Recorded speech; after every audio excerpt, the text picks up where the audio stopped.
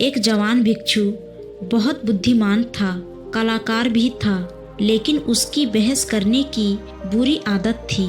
एक बार उसके गुरु जैन मास्टर से मिलाने ले गए।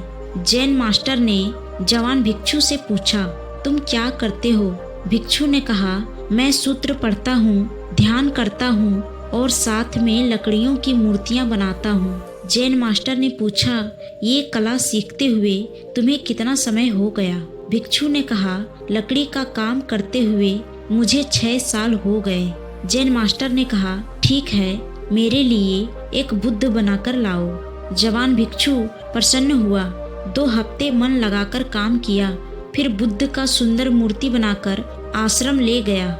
लकड़ी का सुंदर बुद्ध मूर्ति लेकर दोबारा आश्रम गया तो जैन मास्टर मूर्ति देखी तो बोले, अरे ये क्या? जैन मास्टर ने मूर्ति उठाई और बगल में रख दी।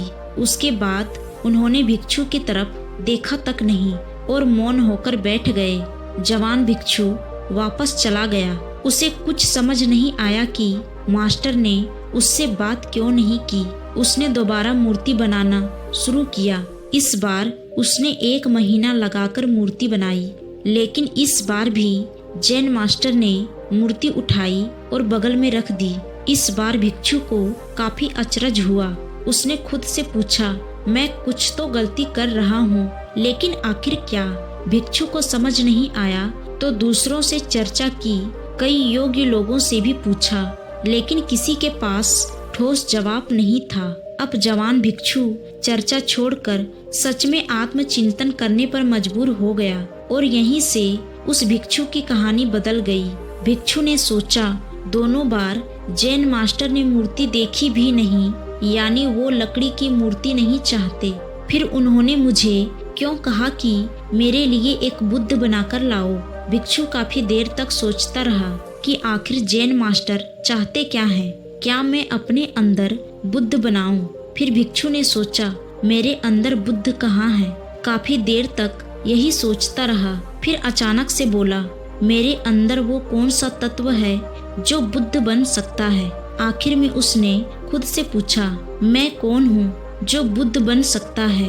मैं को देखते देखते भिक्षु का ध्यान अंदर मुड़ गया। वो भिक्षु अचानक रुक गया और वो गहरी शांति में समा गया और उसे होश आया। तब वो समझ गया कि अंदर की शांति को ना मन कभी छू सकता है, ना बुद्धि कभी समझ सकती है, ना स्मृति कभी याद रख सकती है। फिर भी इस शांति में मन, तर्क, बुद्धि, स्मृति सबको आराम मिलता है। और तुरंत वो जैन मास्टर के पास गया और शांत होकर बैठ गया। वो जान गया था कि अंदर का बुद्ध यानी कि मन के पीछे की असीमित शांति क्या होती है। तब उसे समझ आया, असली ज्ञान दूसरों को दिखाना नहीं, कुछ पाना नहीं, बल्कि अंदर से शांत होना है।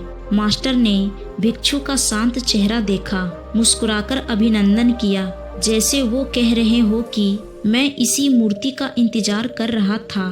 गौतम बुद्ध कहते हैं, जो अपने अंदर झांकता है, विचारों को बहते हुए देखता है, विचारों को अपने अंदर आने नहीं देता, वही स्वयं को जानकर मन की गहरी शांति को पाता है।